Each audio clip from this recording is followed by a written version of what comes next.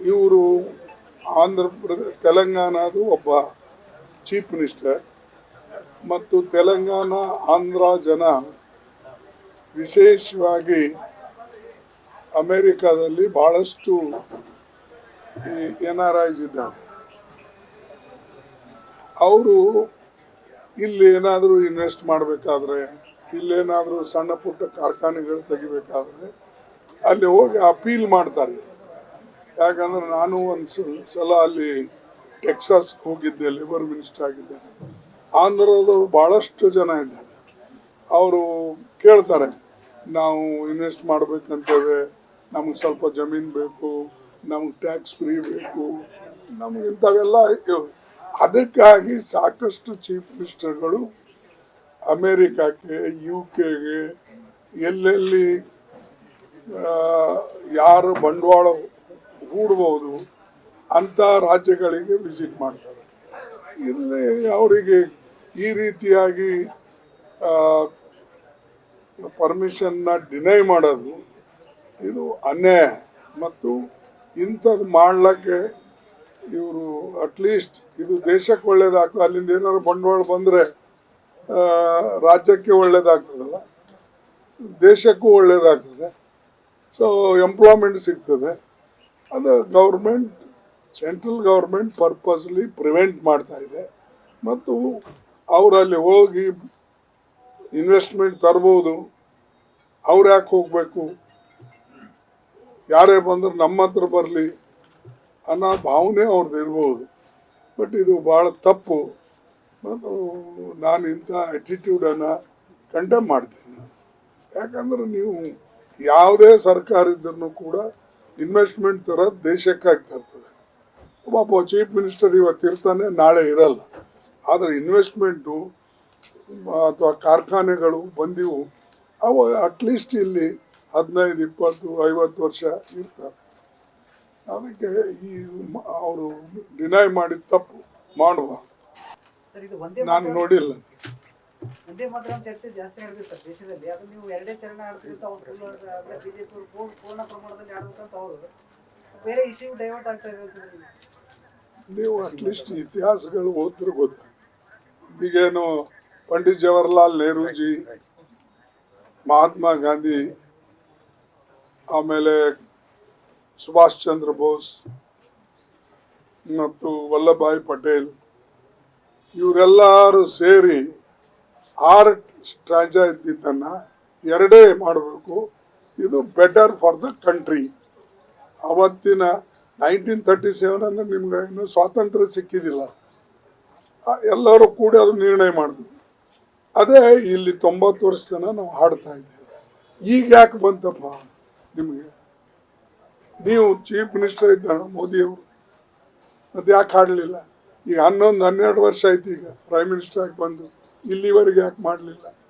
ನಿಮ್ಮ BJP ರಾಜ್ಯಗಳಲ್ಲಿ ಅನೇಕ ಕಡೆ ನಿಮ್ಮ ಚೀಫ್ ಮಿನಿಸ್ಟರ್ಸ್ ಇದ್ದಾರೆ, ಯಾಕೆ ಮಾಡಲಿಲ್ಲ? ಅಂದರೆ ನಿಮಗೆ ಯಾವಾಗ ಬೇಕು ಆವಾಗ ಒಂದೊಂದು ಹೊಸ ವಿಷಯ ತಂದು ಇಲ್ಲಿ ಏನು ನಾವು ಒಂದೇ ಮಾತ್ರ ಹಾಡಕ್ಕೆ ಬೇಡ ಅಂದಿದ್ದೇವೆ, ನಾವು ಅದೇ ಹಾಡ್ತಾ ಇದ್ದೇವೆ. ನಮ್ಮ ಸೇವಾದಲ್ಲಿ ಅದೇ ಹಾಡ್ತದೆ.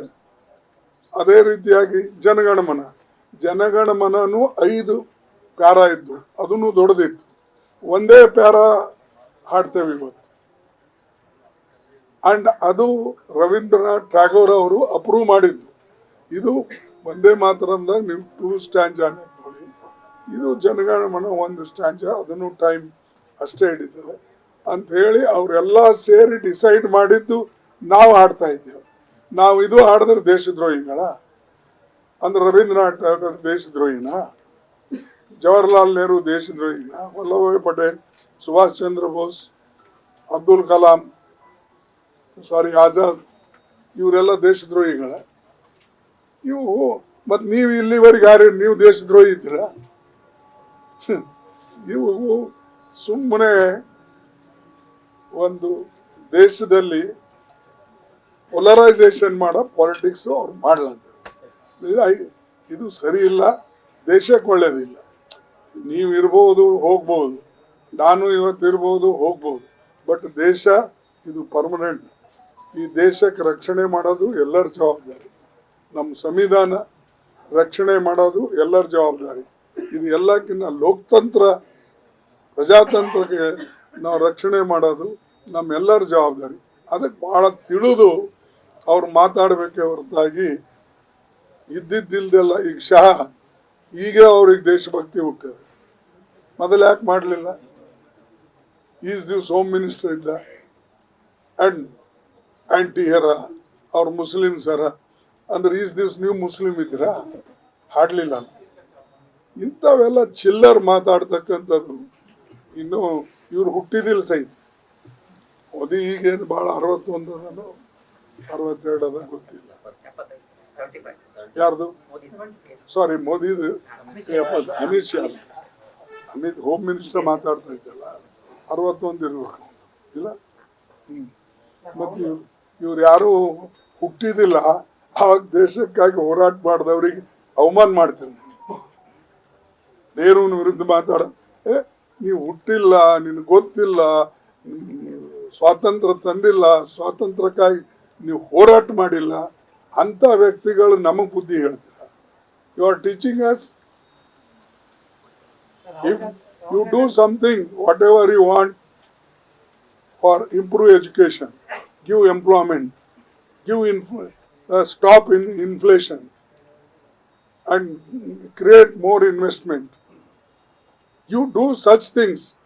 ಅವ್ರು ನೋಡಿ ಹಿಂದಕ್ಕೆ ಅವ್ರ ಕಾಲದಲ್ಲಿ ಏಮ್ಸ್ ಆಗಿವು, ನಮ್ಮ ದೊಡ್ಡ ದೊಡ್ಡ ಸಂಸ್ಥೆಗಳಾಗಿವು, compulsory education, food security act, ಆಮೇಲೆ ನಿಮ್ಮ ಮನ್ರೇಗಾ, ಇಂಥ ಸ್ಕೀಮ್ ತಂದು ಬಡವರಿಗೆ ಶಕ್ತಿ ಕೊಡ್ತಕ್ಕಂಥ ಕೆಲಸ ಮಾಡಿದ್ರು. ನ್ಯೂಸ್ ಫಸ್ಟ್ ನಿರ್ಭೀತಿಯಿಂದ ನಿಮ್ಮ ಪರವಾಗಿ.